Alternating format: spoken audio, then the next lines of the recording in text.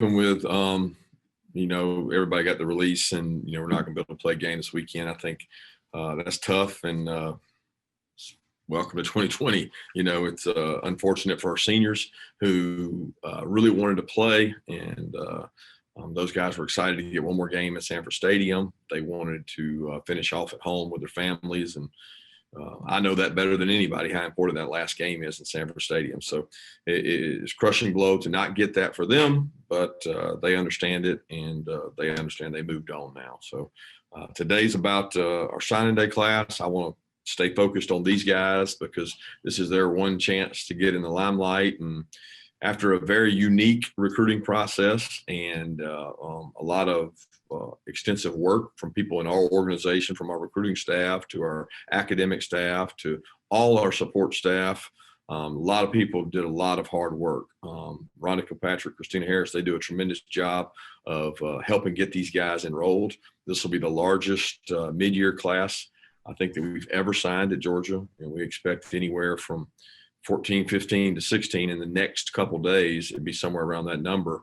As guys finish up their requirements to possibly enroll early. And when you're talking about 20 signees and possibly 16 enrolling early, I don't know that I've ever seen that. And maybe somebody else has done it in the country, but it's certainly the new trend.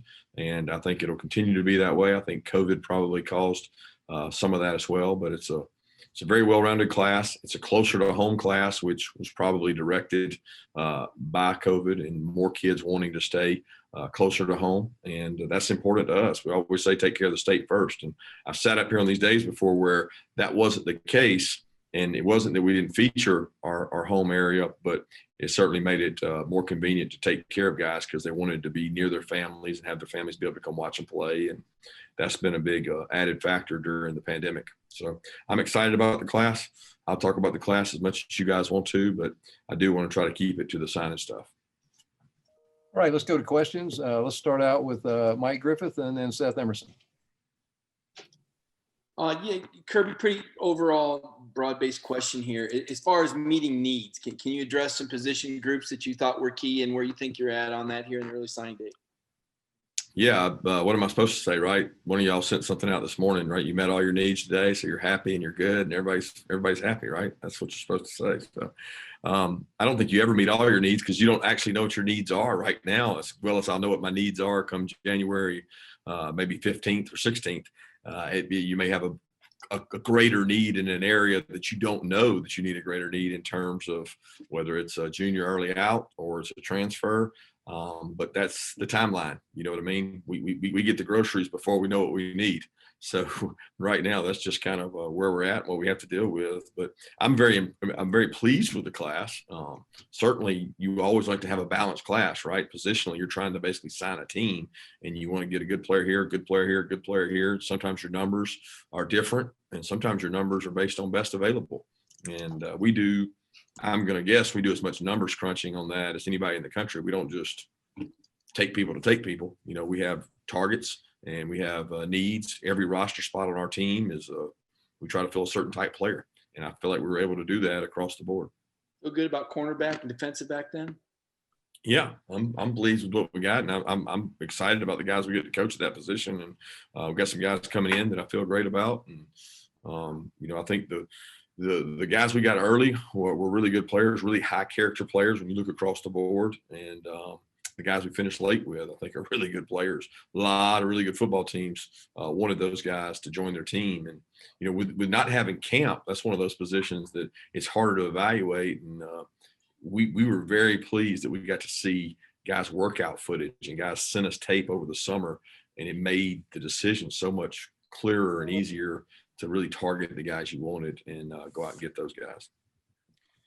Kirby, when it comes to getting Brock Vandagriff, I know the quarterback is a position that I guess you and Georgia and handling of the quarterback position over the last year or two has come under criticism. What does it say to continue to get 5 stars like him? Did you hear any pushback about quarterbacks at Georgia or whatever? What does it still say to be able to get someone like him?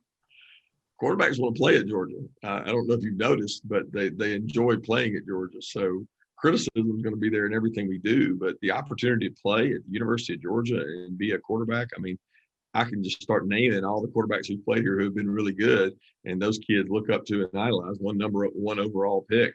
And those kids, they want an opportunity to do that. They want an opportunity to win championships. And if you putting yourself in the conversation of being able to win championships is always going to put you at the forefront of every quarterback in the country's list. When they start talking about where I want to go win a championship. At least that's what the best quarterbacks want to do. And Brock was never shied away from that. He wanted an opportunity to play close to home. He wanted an opportunity to play near his family. His dad's a coach right here near town. His mom's a teacher, and he's got sisters that are really good athletes. So it's like he wants to be able to play in front of them. So I'm excited about what he can do. He's been a leader for his program. He's still in the playoffs. He's been productive. We're excited to see what he can bring to the University of Georgia. Okay, let's go Anthony Dasher and then Mark Weiser.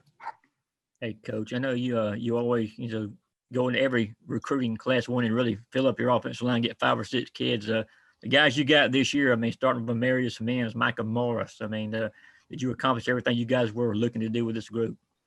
Yeah, that was an area that was, I would say, heavy loaded last year if you look at just sheer numbers. And I don't know that you can ever have a year that is not heavy loaded. This might be, and I don't know this for facts, so don't quote me on it. It could be our smallest number of signees at that position, maybe besides the very first year. I don't know, but 4 is like the bare minimum to me because you're trying to sign an offensive line class with every year, because with the numbers, the attrition, the transfer rules, if you have 5 and you have 5 every year and you have 4 signing classes, you're supposed to be 4 deep. Well, nobody's 4 deep at the offensive line position. We've seen that this year. The teams that can't play, it's because of injuries on the offensive line or COVID on the offensive line. So that's a depth position that we always target. It's a developmental position. I say it every year. Offensive lineman, it's really hard to come in and play. I'm really excited about this group. They're athletic. They got great size. They're really bright, good kids. Jared Wilson was one of the guys that we targeted early on. We thought just size, width, hand size, athleticism, really good target, and works really hard. Comes from a really athletic background family, and he's a great kid. So all those guys, I can't say enough about each one of them. But I know Matt Luke's excited to get those guys in and start coaching them. Kirby, you mentioned about being able to land a lot of the top targets in state. Besides the pandemic, what else was in play there in terms of, was that the major contributing factor, just the inability of other coaches from out of state to come into Georgia to visit them, or something about this group in particular that you think lend itself to coming to Georgia? I don't know. I would, like I said, I thought the pandemic was the number one factor that helped in-state recruiting. I think, their inability to go on all these trips might have played, maybe that's one guy, I don't know. And, the quarterback being from our state, that probably played a little bit of factor. I don't know. I know that a lot of people have reached out to me and said Georgia's success in the last 4 to 5 years is starting to take its toll. These kids grew up seeing Georgia in the top 5, top 6 in the country most of their high school lives, even middle school lives. So that plays a factor in it. And Georgia's got a great place to go to school academically. So I always think that we should be one of the leaders in Georgia. And there's different years where things happen for strange reasons, but we're very pleased with how we did in state this year. Okay, let's go to Dean Legge and then Chip Towers. Kirby, one of the things that Brock brings that's been different, just generally speaking, maybe with the exception of Justin in the last maybe since Quincy, is the capability to really run. Can you please talk about his ability to run and sort of how that separates him from the guys that you looked at in this class as well? Well, he's a really good athlete. He's tough. He's a competitor. He grew up playing the game, not afraid to take a hit, deliver a blow. One of the first stories I heard about him when I got here was how he covered kickoffs, maybe in the 8th or 9th grade, and wasn't afraid to hit people. I think when you look at a quarterback nowadays, that's one of the things you've got to say, and it's the new deal. Like when you look across the NFL, the arm angle, the ability to have mobility, to escape. Look, the game's changed. The athletes up front are explosive, fast pass rushers. They come in attack mode. They play pass first, not run first. So when you look at the success maybe Kyler Murray's had or guys had in the NFL, you right away say the athleticism is the overriding factor. You want to have someone that can do those things, but they've got to have the ability to process all the information, to put you in the right situation to make plays, to change plays, to do a lot of things. And, we think he's a good athlete, and he's shown that over his career. And he's a little dinged up actually right now. He's dealing with some injuries, but you get those things when you run and you get out of the pocket a lot. And that's one of those things you got to be able to protect him, but he's got to be able to make good decisions on when to slide. Coach, just wondering, do you expect anything else today? And then what about the February period? Is that there now to help you with all this ingress and egress you might have with underclassmen making decisions and those kind of things? Yeah, as far as we expect anything else today, I don't know what I don't know what you guys have. I mean, we have what we expect to have, but I don't know what's been posted. I know Claude mentioned to me there was a couple missing right before we started, but we have what we expect to have today, and we're good with where we are. As far as February, yeah, I think wiggle room it's like a catch-22, because if I have a lot of wiggle room, there's nobody to put in the wiggle room. Okay, so like if I have too many available, there's not enough available players to supply the demand that you necessarily have available. So you don't want a lot of that, but we're going to know more about our team in mid-January than we know now. So I want to have the ability to fix, to try to find solutions for holes or depth issues, and we think we're in position to do that. Let's go to Charles Odom and then Jake Rowe. Another follow-up on you, noting that this is a closer to home class and that being directed by COVID. Obviously, you're putting the framework, the groundwork right now on next year's class as well. And so, do you expect this to be a trend that continues in the near future? Yeah, I don't know, Charles. That's a hard one to answer. I want the best football players. I want high character people that care about the team and love UGA. And if that's kid 15 minutes away or 15 hours away, I'm very comfortable with that. I just think that what we've learned through COVID is the character, what's the right word? Self-motivation, self-starters are much more critical to have, because you can't have your hand on these kids 24/7 in the organization. Now you can say, well, that's not a moving fact. I mean, I could have told you that before COVID, but I do think it's a more critical factor than ever before, because it's much easier now in our society to give up, quit, move on, not like it tough. So when things are even, I'm picking the one that likes it tough. I'm picking it doesn't matter where he's from. So if the trend is to say more closer to home, no, the trend is to say, I want guys that are fully committed to the process of doing hard work and developing and going to school and getting their education. That's what I'm excited about. Kirby, you signed a couple really athletic linebackers this class, Smile Munden and Xavier Sori. And just wanted to ask you, where do those guys fit for you? What are y'all's plans for them in terms of the roles they'll play and the needs they met? Yeah, really excited about those two guys, and think their versatility is their greatest factor. Both of them have really dealt with injuries throughout this year, and that's something that you always got to take into consideration. No different than the NFL does with our players. You do your injury research, you check into them, you see where they are, and both those guys were on our radar as juniors, but neither one of them really got to have the senior year they wanted to have because of injuries. But you take that into account, and we know as well as anybody what those injuries are. And Ron and the medical staff feel great about those guys bouncing back. And in a lot of ways, it can be a blessing in disguise. Maybe not for their high school coach, but it can be a blessing in disguise for us, because we're getting kids that maybe aren't even as developed as they're going to be when they get here. And if you're asking me where they're going to start at, I'm not even answering that question right now, because that's not the most important thing. The beauty is that both those guys will be here mid-year, which is a really key element to success in our defense, for guys to be here and get that exposure and be able to go through spring practice. Okay, let's go to William with the red and black, and then we'll go to either Jed May or Brandon Sudge, whichever has a question. Go ahead, William. Hey, Coach, I want to ask just, what your day was like today, seeing all the signings come in. I know you weren't, heading into the signing period, you weren't really happy that it was coinciding with game prep. Were you busy this morning still trying to find a replacement team, or are you able to actually kind of enjoy this? No, I'll be honest. I didn't really do anything with signing day today in terms of that. I spent most of the day with our players, our roster, and meeting with those young men.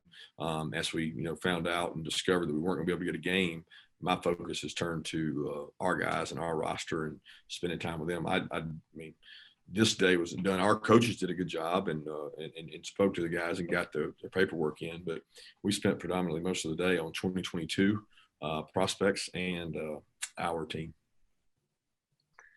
Hey, Kirby, following up on the outside linebackers with Xavier Sorey specifically, following up on the creativity thing. I saw the video about the barber and the barber shop and all that. What was kind of the story about landing him? You guys have been in pursuit of him for a while. What were some things that stood out about him? He's a kid that we recruited for a long time. A lot of people in the country did. He's extremely athletic, talented, but raw. He's a developmental player, meaning we think he's got size. We think he's got speed. He's got athleticism. He played at a really, really small school in which I'm very familiar with and grew up near down there. And I got to watch him play a basketball game. One of the few guys I got to watch play basketball, and just thought he was a really good athlete on the basketball court. Duncan, very talented, and he's really a good kid. And he made a decision to go to IMG for senior year, which I think put him in a position to be more successful in college because he got exposed to other players like him where he had not seen that in his hometown. And that kind of gave him an awakening of, whoa, there's a lot of people out here like me. These guys are pretty good. And he's going to grow and get better. He's going to have to be patient and really understand the defense and grow as a player. But I think he's willing to do that. He committed to the relationships he has here, in which he's got relationships with a lot of coaches who are going to really push him to excel. And it's just not going to happen overnight. But he's a guy that we just really worked on the entire time, and our staff, they did a great job. Coach Schumann, Coach Cochran, Coach Lanning really worked hard with Xavier. And then another quick question, if I can. So in terms of the guys you signed, are there any guys who y'all weren't able to see face to face, or were y'all recruiting them so far in advance where the whole COVID thing didn't have an impact in terms of getting them on campus? I assume you mean your face to face is not counting Zoom, right? Yeah. Yeah, the answering that question is probably tough because I can't think back to all of them. I would think that every one of these kids had been to a game or been to a camp or been here at some point in time. I know somebody like A.D. Mitchell, he was here as like a sophomore in camp. So it was really, really young, and we had experienced camp with him, but at that time he was young and we liked him, but we didn't get to see him after that for a while. But looking down the list, I would say, yeah, we'd seen every one of these guys face to face at some point. Okay, let's go to Jeff Schultz and then Jay Black. Hey, Kirby, this is a big picture question, but it does tie into recruiting somewhat. In the first 3 years, or 4 years, but you really established yourself recruiting wise, and you won a few division titles, and everything was in place. And this year, Florida won the East. And obviously, some people now are going to ask the question, boy, does this signal a balance of power again in the East?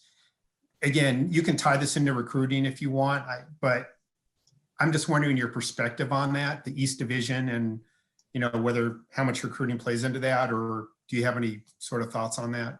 Any shift of balance and power or not?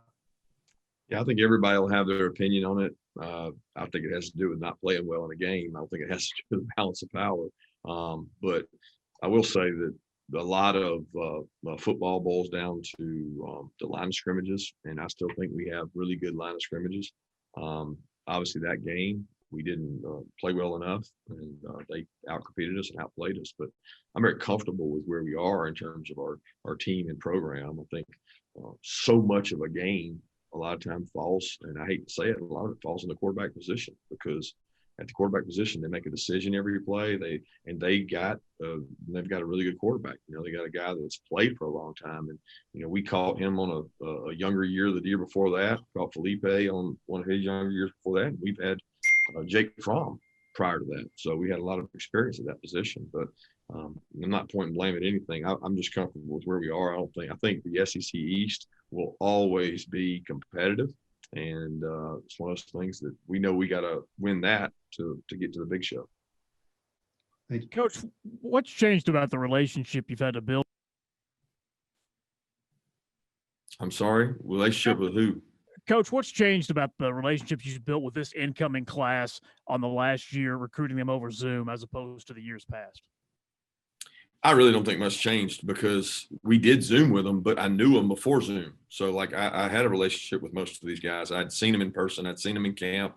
I'd seen them play basketball. I mean, whatever the context was, I'd known them. So the Zoom part was just what we were forced to do. Then after we did some Zooms, it became FaceTime and phone calls, which is what it is every year. So that part didn't change. I think the biggest dynamic is I didn't get to go in their homes, and they didn't get to come to games. And that's the part where you really feel like you get to know them. You spend 3-4 hours with a guy at a game. I don't, but the recruiting staff does.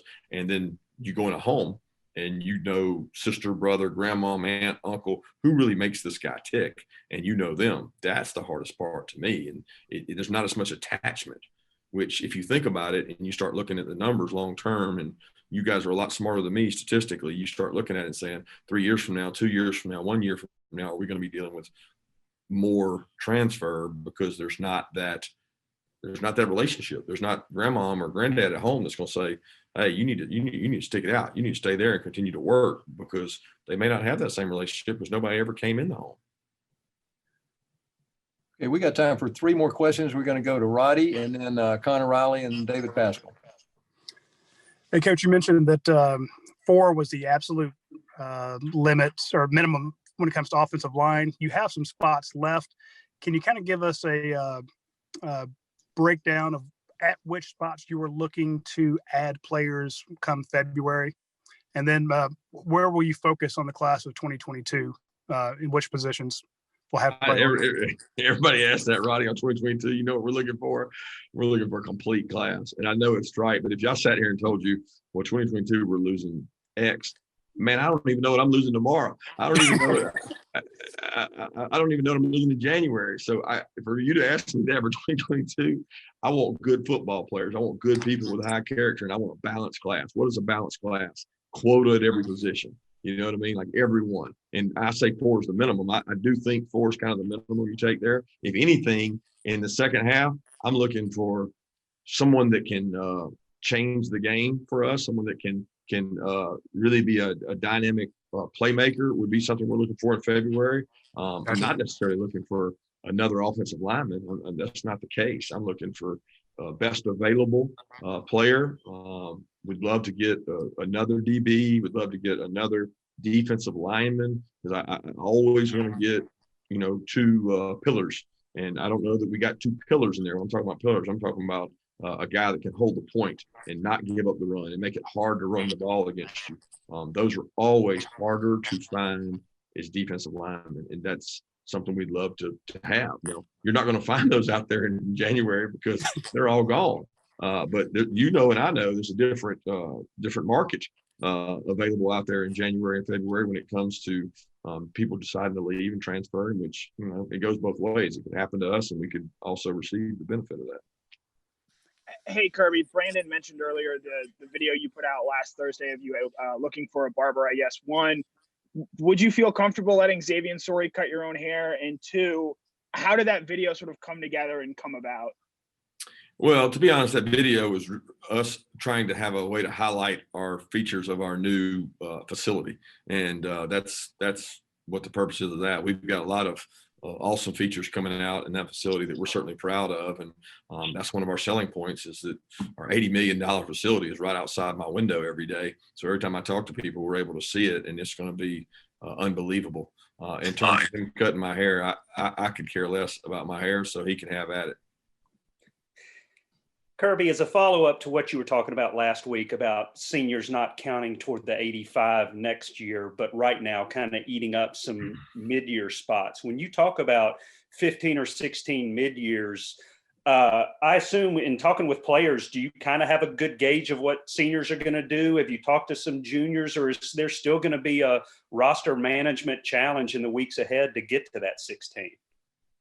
Yeah, it's going to be tight for us. I mean, we've got a certain number of X that we know and feel good about, and then we've got the unknown. But the unknown will probably get us where we need to in terms of numbers. But I mean, I can't get into particulars on that. And you give kids their opportunity to make their decisions. But yes, it's definitely taxing in terms of numbers in and numbers out. It's different. I mean, I've never had it, so it's very different for us. But with 16, it makes it even more trying.